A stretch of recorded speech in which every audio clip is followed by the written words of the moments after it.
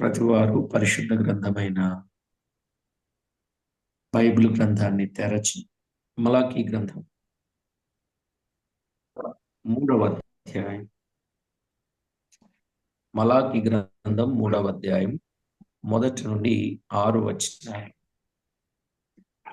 మలాకీ గ్రంథం 3వ అధ్యాయం మొదటి నుండి 6 వచనాలు. అందరూ లేఖనాలు చూడండి. ప్రతి ఒక్కరూ లేఖనాలలో ఉన్న వాస్తవాన్ని ప్రతి ఒక్కరూ చూడడం మంచిది. ఇదిగో, నాకు ముందుగా మార్గము సిద్ధపరచుటకై నేను నా దూతను పంపుచున్నాను. మీరు వెదకుచున్న ప్రభువు అనగా మీరు కోరు నిబంధన దూత తన ఆలయమునకు హఠాత్తుగా వచ్చును. ఇదిగో, ఆయన వచ్చుచున్నాడని సైన్యములకు అధిపతియగు యెహోవా సెలవిచ్చుచున్నాడు. అయితే ఆయన వచ్చు దినమును ఎవరు సహింపగలరు? ఆయన అగుపడగా ఎవరు ఓర్వగలరు? ఆయన కంసాలి అగ్ని వంటి వాడు, చాకలివాని సబ్బు వంటి వాడు. శోధించి నిర్మలము చేయువాడైనట్లు కూర్చునియుండును. లేవీయులు నీతిని అనుసరించి యెహోవాకు నైవేద్యములు చేయునట్లు వెండి బంగారములను నిర్మలము చేయు రీతిని ఆయన వారిని నిర్మలులను చేయును. అప్పుడు మునుపటి దినములలో ఉండినట్లు, పూర్వపు సంవత్సరములలో ఉండినట్లును యూదావారును యెరూషలేము నివాసులను చేయు నైవేద్యములు యెహోవాకు ఇంపుగా ఉండును. తీర్పు తీర్చుటకై నేను మీ యొద్దకు రాగా చిల్లంగి వాండ్ర మీదను వ్యభిచారుల మీదను అప్రమాణికుల మీదను నాకు భయపడక వారి కూలి విషయములో కూలి వారిని విధవరాండ్రను తండ్రి లేని వారిని బాధపెట్టి పరదేశులకు అన్యాయము చేయు వారి మీదను దృఢముగా సాక్ష్యము పలుకుదునని సైన్యములకు అధిపతియగు యెహోవా సెలవిచ్చుచున్నాడు. యెహోవానైన నేను మార్పు లేని వాడను గనుక యాకోబు సంతతి వారైన మీరు లయము కాలేదు. చదవబడిన దైవ లేఖనం కొరకై ప్రార్థన చేసి వాక్యాన్ని విందాం. ప్రార్థన చేసుకుందాం. కరుణా వాత్సల్యములు గల మా ప్రియ ప్రభువా, జీవాధిపతి అయిన మా దేవ, మీ ఘననామానికి వేలాది వందనాలు, కోటానుకోట్లు స్తుతులు స్తోత్రాలు చెల్లిస్తున్నాం. మా ప్రియ ప్రభువా, చదవబడిన లేఖన భాగమును దీవించండి. అందున్న వాస్తవిక సత్యాన్ని తేట తెల్లం చేయండి. మలాకీ గ్రంథములో మేమెలాగూ మెలకువ కలిగి మీ రాకడ కొరకై రెడీగా ఉండాలో ఇత్యాది విషయాలు ఎన్నో స్పష్టంగా వ్రాయించారు. కావుననే మీకు మహిమకరమైన జీవితాన్ని మేము జీవిస్తూ మా జీవిత కాలమంతా మిమ్మల్ని మహిమపరిచే వారిగా సిద్ధపరచమని వేడుకుంటూ మా ప్రభు రక్షకుడైన యేసు క్రీస్తు అమూల్యమైన నామమున స్తోత్రము చెల్లించి స్తుతించి ప్రార్థించి మిక్కిలి వినయముగా బ్రతిలాడి వేడుచూ ఉన్నాం మా పరమ తండ్రి, ఆమేన్. ప్రభునందు ప్రియులారా, మనము చదువుకున్న దైవ లేఖనములో తేటగా మనము గమనించినట్లయితే దాదాపుగా ఈ 3వ అధ్యాయంలో 18 వచనాలు వ్రాయబడ్డాయి. 3వ అధ్యాయంలో 18 వచనాలు వ్రాయబడ్డాయి. ఈ 18 వచనాలలో ముఖ్యముగా ప్రవచనాలు, గద్దింపులు చెప్పబడ్డాయి. ముఖ్యంగా ప్రవచనాలు, గద్దింపులు చెప్పబడ్డాయి. ఇందులో క్రీస్తు ప్రభువును గుర్చిన విషయం పవిత్రపరచువాడైన క్రీస్తు అని చెప్పవచ్చు. ఆయన పవిత్రపరచువాడైన క్రీస్తు. ఈ 18 వచనాలను 5 భాగాలుగా చేసుకోవచ్చు. 18 వచనాలు 5 భాగాలుగా చేసుకోవచ్చు. 1 నుండి 6 వచనాలు ప్రవచనములు. 1 నుండి 6 వచనాలు ప్రవచనాలు. 7 నుండి 12 వచనాలు అర్పణలను గూర్చి గద్దించుట. 7 నుండి 12 వచనాలు అర్పణలను గూర్చి గద్దించుట. 13 నుండి 15 వచనాలు 13 నుండి 15 వచనాలు గర్వపు మాటలను గూర్చి గద్దించుట. గర్వపు మాటలను గూర్చి గద్దించుట. ఇక 16, 17 వచనాలు 16, 17 వచనాలు యెహోవాయందు భయభక్తులు గలవారి మాటలు. యెహోవాయందు భయభక్తులు గలవారి మాటలు. ఇక 18వ వచనములో నీతిమంతుల దుర్మార్గుల ఫలితములు. నీతిమంతుల దుర్మార్గుల ఫలితములు. ఎన్ని భాగాలండి? 5 భాగాలు. 1 నుండి 6 వచనాలు ఒక భాగం, 7 నుండి 12 వచనాలు మరి ఒక భాగం, 13 నుండి 15 వచనం మరి ఒక భాగం, 16 నుండి 17 వచనాలు మరి ఒక భాగం, 18వ వచనం ఇంకొక భాగం. ఈలాగున ఈ 3వ అధ్యాయాన్ని మనము దాదాపుగా 5 భాగాలుగా చేయడం జరిగింది. ఇందులో కొన్ని ధ్యానాలు మన ఆధ్యాత్మిక జీవితం కొరకై ధ్యానం చేస్తే 1 నుండి 6 వచనాలు ప్రవచనాలు.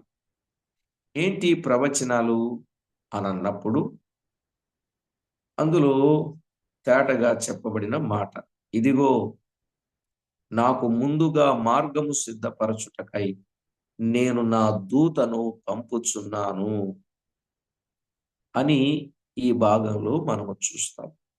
ఈ దూత ఎవరు అంటే బాప్తిస్మమిచ్చు యోహాను. బాప్తిస్మమిచ్చు యోహాను.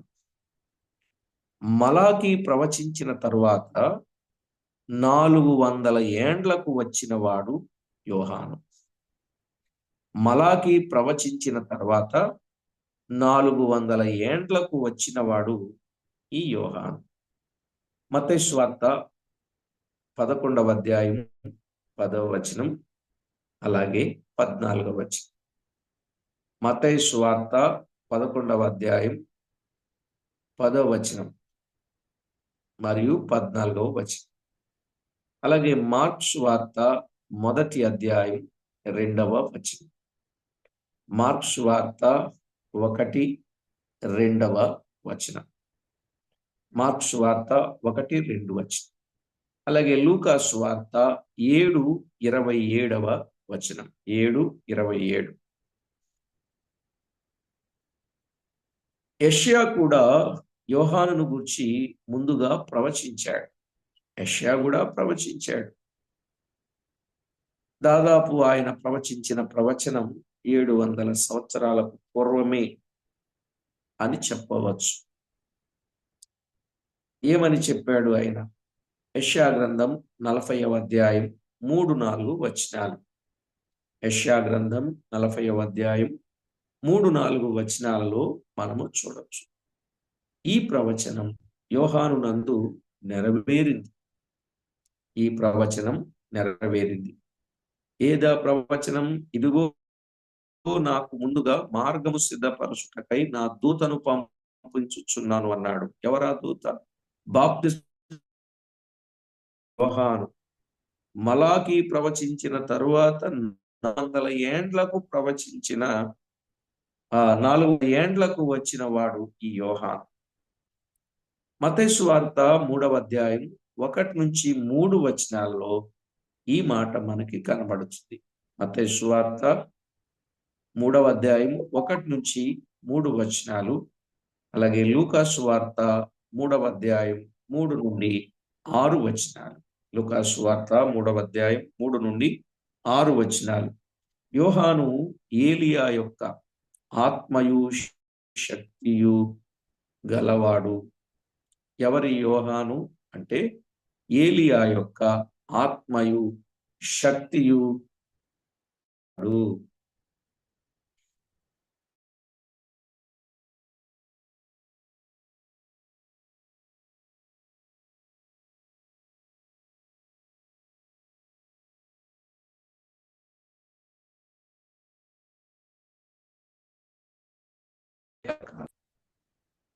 యోహాను సువార్త 1:19 నుండి 23 వచనాలు. యోహాను సువార్త 1:19 నుండి 23 వచనాలు. ఏలియా యొక్క ఆత్మయు శక్తి గలవాడు కనుక రాబోవు ఏలియా అని ప్రభువు చెప్పిన సందర్భాన్ని మనము చూస్తాం. రాబోవు ఏలియా ఇతడే, రాబోవు ఏలియా ఇతడే. మత్తయి సువార్త 11వ అధ్యాయం 14వ వచనములో, మత్తయి సువార్త 11వ అధ్యాయం 14వ వచనములో, అలాగుననే 17వ అధ్యాయం 10 నుండి 13 వచనాల్లో మనము చూస్తాం. 17వ అధ్యాయం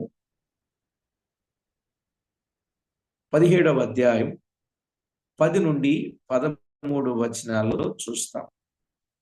మలాకి వలె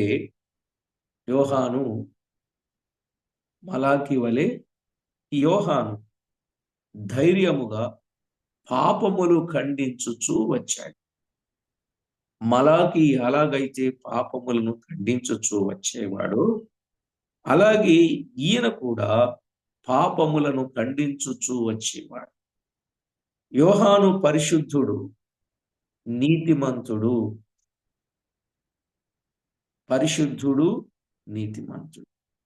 మార్క్స్ వార్త 6వ అధ్యాయం 19వ వచనం 20వ వచనం. 6వ అధ్యాయం 19వ వచనం 20వ వచనం. రాజులను, రాణు వారిని, శాస్త్రులను, పరిసయ్యులను మోమాటము లేకుండా ఖండించిన వాడు ఎవరు? యోహాను. ఇటు రాజులేమి, ఇటు రాణు వారేమి, శాస్త్రులేమి, పరిసయ్యులేమి, ఎవరిని కూడా మోమాటము లేకుండా ఖండించిన వాడు. లూకా సువార్తలో 3వ అధ్యాయం 7 నుండి 14 వచనాలు. లూకా సువార్త 3వ అధ్యాయం 7 నుండి 14 వచనాలు, అలాగే 18 నుండి 20 వచనాలు. 18 నుండి 20 వచనాలు. నేడు మనకు యోహాను ఎంతో చక్కని మాదిరి. యోహాను ఎంతో మనకు చక్కని మాదిరి. ప్రభువును పోలినవాడు, ప్రభు చిత్తము నెరవేర్చినవాడు,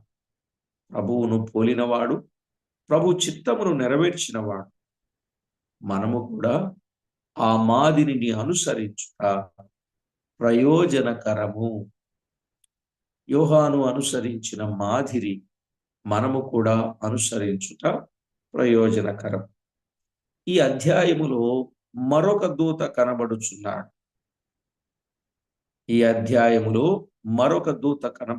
ఉన్నాడు. ఆయన ఎవరు అంటే,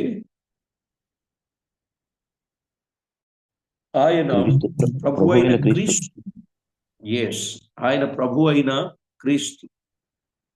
పాత నిబంధనలో క్రీస్తు దేవుని దూతగాను, ప్రభువుగాను, దేవుడుగాను, యెహోవా ప్రత్యక్షమగుచూ వచ్చెను. పాత నిబంధనలో క్రీస్తు ప్రభు యొక్క ప్రత్యక్షతలు ఎలా ఉన్నాయి? 1 దేవుని దూతగా, 2 ప్రభువుగా, 3 దేవుడుగా, 4 యెహోవాగా ప్రత్యక్షమవుతూ వచ్చాడు. ఆయన ఎలాంటి దూత అయి ఉన్నాడో కొన్ని సంగతులు మనము ధ్యానిద్దాం. ఆయన ఎలాంటి దూతగా ఉన్నాడు అని అన్నప్పుడు, దైవ గ్రంథములో మనము ఆలోచన చేసినప్పుడు, 1 క్రీస్తు దేవుని సన్నిధి దూత. ఒకటి క్రీస్తు దేవుని సన్నిధి దూత. యెషయా గ్రంథం 63వ అధ్యాయం 9వ వచనం. యెషయా గ్రంథం 63వ అధ్యాయం 9వ వచనంలో మనం చూస్తాం, దేవుడే తన సన్నిధిని దయచేయువాడు అనే మాట చూస్తున్నాం. దేవుడే తన సన్నిధిని దయచేయువాడు. నిజమే, నా సన్నిధి నీకు తోడుగా వచ్చును అన్నాడు కదా. నిర్గమాకాండం 33వ అధ్యాయం 14వ వచనం. నిర్గమాకాండం 33వ అధ్యాయం 14వ వచనం. గాని క్రీస్తు ద్వారా ఆయన సన్నిధి దయచేస్తాడని సన్నిధి దూతలను పదము ద్వారా తెలుసుకొంటున్నాము. క్రీస్తు ద్వారా ఆయన సన్నిధి దయచేస్తాడని సన్నిధి దూతలను పదము ద్వారా మనము తెలుసుకుంటున్నాం. ఇక రెండవదిగా ఆయన ఎలాంటి దూత అంటే క్రీస్తు రక్షకుడైన దేవుని సన్నిధి దూత అన్నాడు. క్రీస్తు రక్షకుడైన దేవుని సన్నిధి దూత. ఆ మాట కూడా యెషయా గ్రంథం 63:9లోనే వ్రాయబడింది. 63:9 అక్కడున్న మాట, ఆయన వారి యావత్ బాధలో బాధ నొందెను అనే మాట చెప్తూ, ఆయన సన్నిధి దూత వారిని రక్షించునని ఆ వచనంలో వ్రాయబడింది. అర్థమైందండి? వారి యావత్ బాధలో ఆయన బాధ నొందాడు. అంటే మన యావత్తు బాధలో ఆయన బాధ నొందాడు. కనుక సన్నిధి దూత వారిని రక్షించెను అనే మాట. అవును, ఎవరిని రక్షిస్తాడో వారికి దేవుని సన్నిధిని దయచేస్తాడు. ఎవరు రక్షించబడతారో వారికి దేవుని సన్నిధిని దయచేస్తాడు. గనుక దేవుని సన్నిధి అనే రక్షణ ఇమిడి ఉన్నది. దేవుని యొక్క సన్నిధి అనే రక్షణలో ఇమిడి ఉన్నది. దేవుని సన్నిధి అంటే రక్షణలో ఆ పదము ఇమిడి ఉన్నది. కనుక మనం ఏం చేయాలంటే కనిపెట్టుకొని ఉండాలి. మనము కనిపెట్టుకొని ఉండాలి. ఇక మూడవది ఆదికాండం 48వ అధ్యాయం 16వ వచనంలో, ఆదికాండం 48:16లో యాకోబుకు సమస్తమైన కీడులలో నుండి నన్ను తప్పించిన దూత అను పదాన్ని ఉపయోగించాడు. అవును కదండి, యాకోబు ఏమని అన్నాడు? సమస్తమైన కీడులలో నుండి నన్ను తప్పించిన దూత అనే పదాన్ని ఆయన ఉపయోగించాడు. యేసేపు కుమారులను దీవిస్తాడు. అవును, క్రీస్తు దేవుని చేతి క్రింద రక్షణకరమైన దూతయు, భక్తులను రక్షించి కీడు నుండి తప్పించే దూతయునై ఉన్నాడు. క్రీస్తు దేవుని చేతి క్రింద రక్షణకరమైన దూతయు, భక్తులను కీడు నుండి తప్పించే దూతగా ఉన్నాడు. ఇక నాలుగో విషయానికి వద్దాం.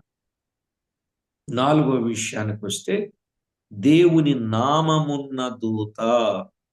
దేవుని నామమున్న దూత. ఏమండి, మొదటి మాట దేవుని సన్నిధి దూత, 2 రక్షకుడైన దేవుని సన్నిధి దూత, 3 సమస్త కీడులలో నుండి తప్పించే దూత, 4 దేవుని నామమున్న దూత. నిర్గమాకాండం 23వ అధ్యాయం 20-21 వచనం.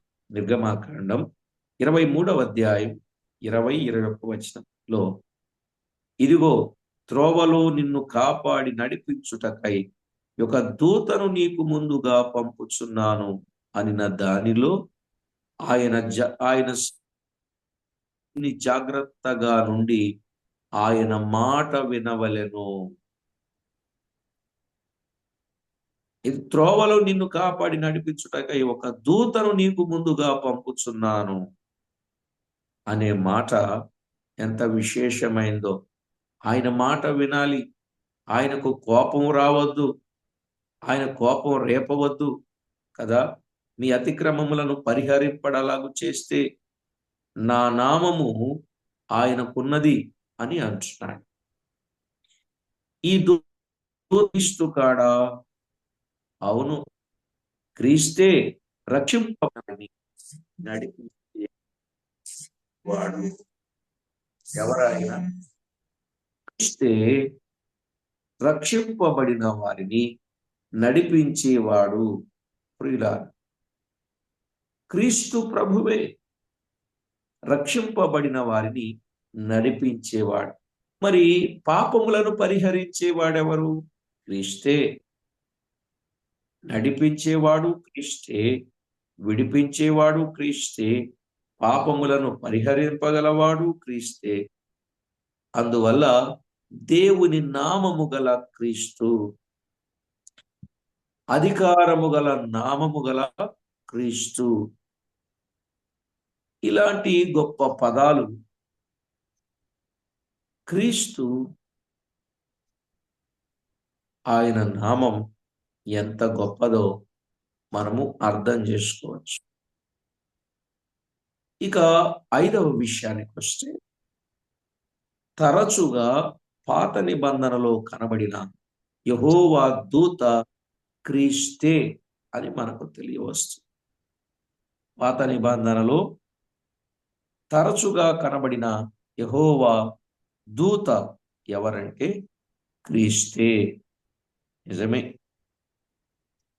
పారిపోయిన హాగరును అరణ్యములో కనుగొనిన ఎవరు? యెహోవా దూత. మిగుల అధికారముతో నీ సంతానము నిశ్చయముగా విస్తరింప చేసేదను అంటున్నవాడెవరు? యెహోవా దూత. హాగరు ఆ దూత కనబడిన స్థానానికి ఆమె మాట్లాడిన మాట ఏమిటి? చూచుచున్న దేవుడవు నీవే అని ఆమె పేరు పెట్టింది. చూచుచున్న దేవుడవు నీవే అనే పేరు పెట్టింది. ఆదికాండం 16వ అధ్యాయం 7 నుండి 13 వచనాలు. ఆదికాండం 16వ అధ్యాయం 7 నుండి 13 వచనాలలో మనము చూస్తున్నాం. కనుక యెహోవా దూత క్రీస్తే అని మనము నమ్ముచున్నాం. దేవుడు తానే ఎవ్వరికి కనబడలేదు. కనబడ్డాడా? ఆయన ఎవ్వరికి కనబడలేదు. యోహాను సువార్త 1:18లో ఆయన ఎవ్వరికి కనబడలేదు. అద్వితీయ దేవుడు, ఆయన రొమ్మునున్న వాడే ఆయనను బయలుపరచడానికి ఇష్టపడినట్లుగా చూస్తున్నాం. కనుక పరలోకము నుండి అబ్రహామును పిలిచిన యెహోవా దూత ఉత్తమ పురుషముగా మాట్లాడినట్లు మనము గమనిస్తాం. ఉత్తమ పురుషముగా మాట్లాడి ఏమన్నాడు? నేనే నిన్ను ఆశీర్వదించి కాపాడుదును అన్నాడు. ఏమన్నాడండి? నేనే నిన్ను ఆశీర్వదించి కాపాడుదును అని అంటూ నా తోడని ప్రమాణము చేసి ఉన్నానని యెహోవా సెలవిచ్చాడు.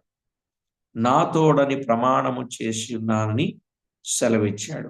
ఆదికాండం 22వ అధ్యాయం 11 నుండి 19 వచనాలు.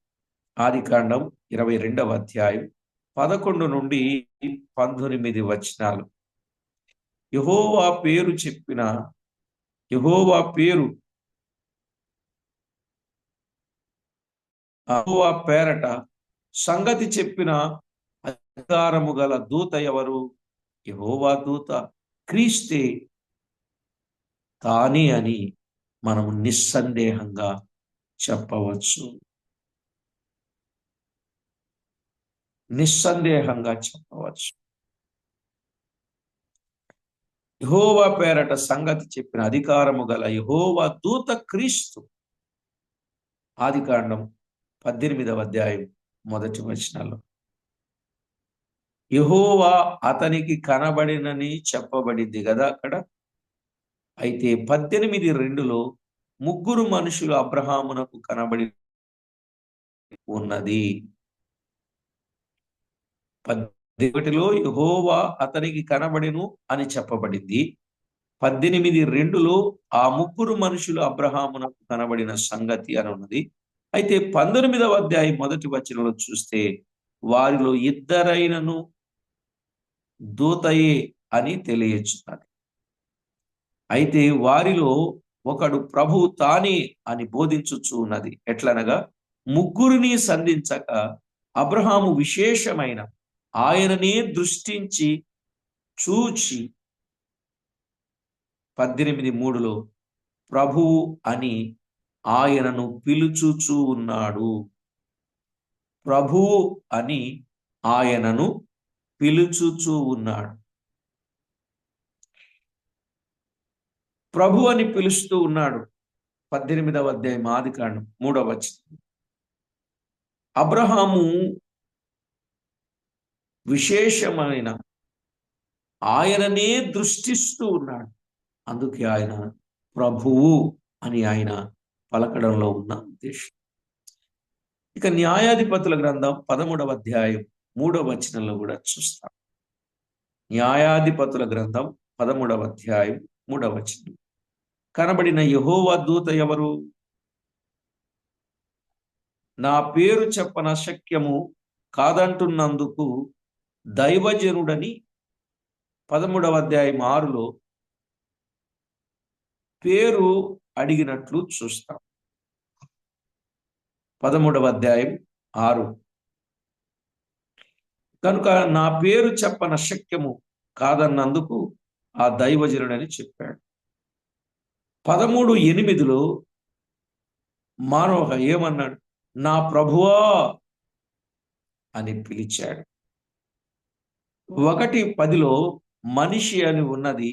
అయితే దేవుని చూచితిమని వారు అనుకున్నారు. వారెవరిని చూశారు? దేవుణ్ణి చూశారు.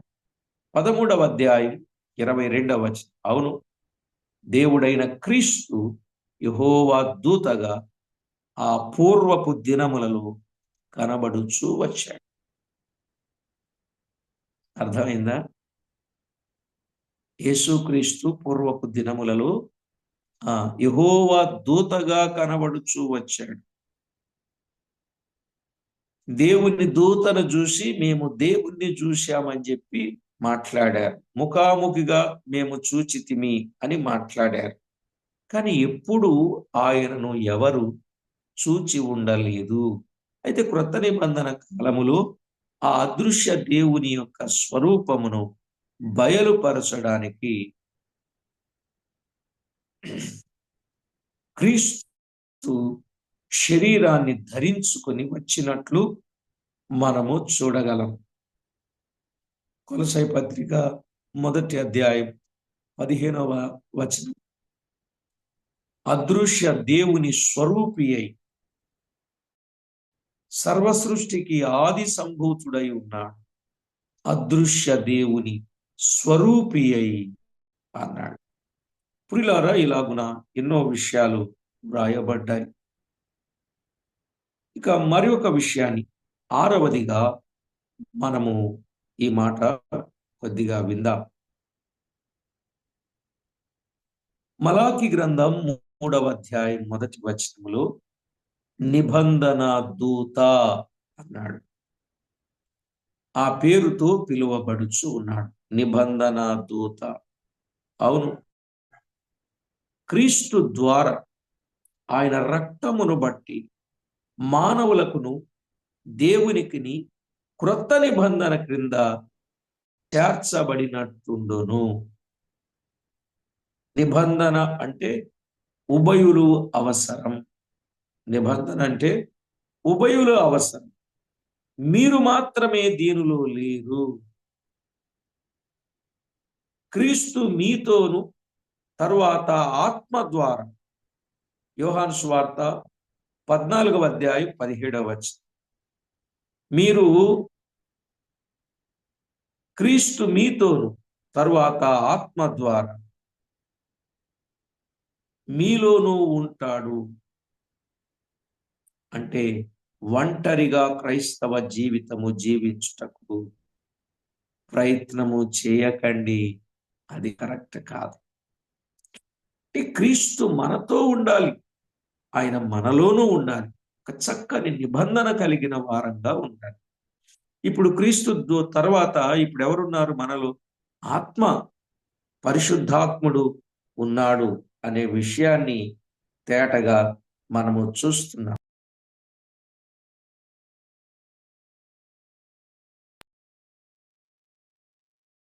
ప్రభునందు ప్రియుల అర్థం చేసుకోండి. మీరు అస్థిరముగా నుండినను మీతో క్రీస్తు కట్టబడినందున మీరు నమ్మదగిన వారైనను మీతో కట్టబడిన వాడు నమ్మదగిన వాడైనను అని మిమ్మును ఆయన విడిచిపోడు అని చెప్పాడు. తిమోతికి రాసిన 2వ పత్రిక 2వ అధ్యాయం 13వ వచనం. ఆయన నమ్మదగిన వాడు. మనం విడిచిపోయినా ఆయన మనలను విడిచిపోడు. అందుకే మనము కూడా ఆయనను విడిచిపెట్టకుండా జాగ్రత్తగా ఉండాలి. ఎందుకంటే తన స్వభావమునకు విరుద్ధముగా ఏమీ చేయనేరడు అని అక్కడ మనము అర్థం చేసుకోవచ్చు. తన స్వభావమునకు విరోధముగా ఆయన ఏమీ చేయనేరడు. నిబంధన అనే సత్యములో రక్షణ నిశ్చయత అనేది కూడా తేలుతూ ఉంది. నిబంధనలో రక్షణ నిశ్చయత, మీరు కోరు నిబంధన దూతయని ఉన్నది. మీరు కోరు నిబంధన దూత. అవును, యూదులలో భక్తిగల విశేషం మెస్సయా వచ్చునని ఎదురు చూచుచు ఆయన రాకడ మిగుల అపేక్షతో కోరుచూ ఉన్నారు. అంటే వారికి ఇంకా మెస్సయా వచ్చాడని కానీ వచ్చి ఇక్కడ కార్యం చేస్తున్నాడని కానీ వారు ఎరుగరు. మెస్సయా వస్తాడు అని ఎదురు చూస్తూనే ఉన్నారు, ఆ అపేక్షతోనే ఉన్నారు.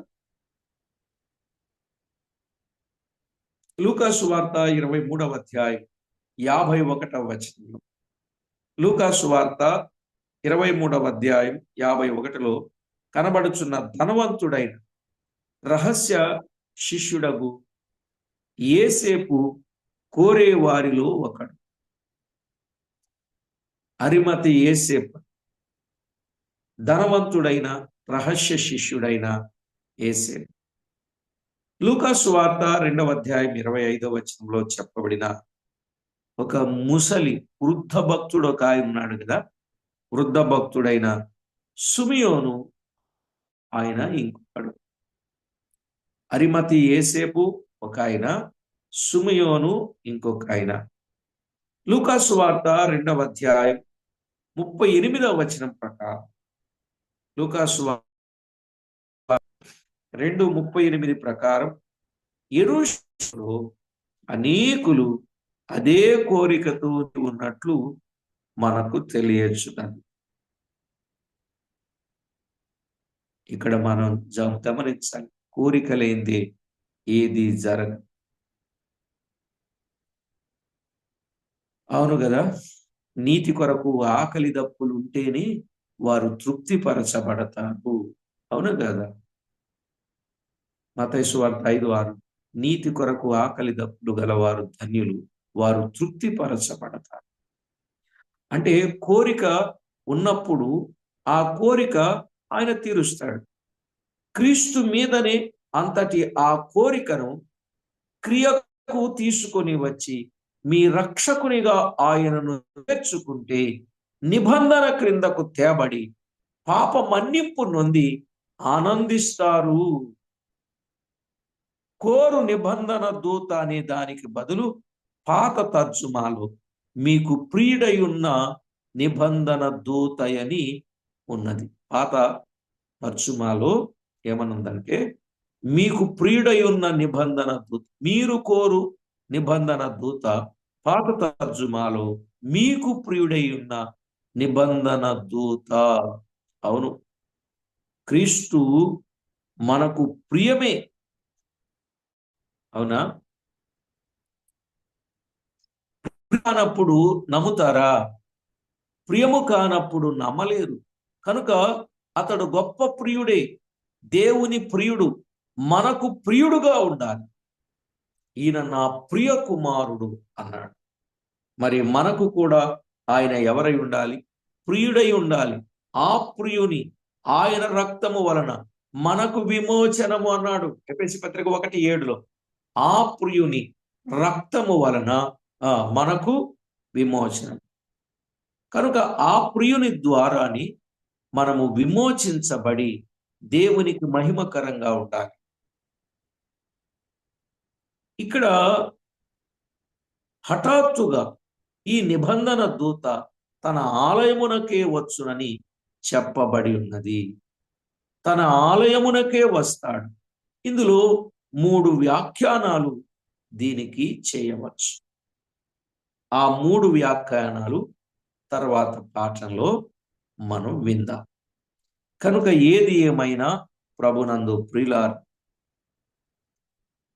దూత మన ప్రభువైన యేసుక్రీస్తు ఎన్నో సందర్భాలలో, ఎన్నో విషయాలు, ఎన్నో వచనాలలో చెప్పబడినట్లుగా మనము చూస్తాం. ఆ దూత మనలను రక్షించిన దూత, మనలను కాపాడే దూత, రేపు మనలను భద్రపరచే దూత, ఇప్పుడు మన కొరకు విరామము లేని విజ్ఞాపన చేస్తున్న దూత. అవును కదా? కనుక దేవునితో చక్కని నిబంధన చేసుకుని రెండవ రాకడలో ఆయన రాబోతూ ఉండగా మరి యూదులైనటువంటి వారు మెస్సయా కొరకు కనిపెడుతున్నారు. మనమేమో పరలోకము చేర్చబడినట్లు ఆయన వచ్చి తీసుకుని వెళ్తాను అన్నారు.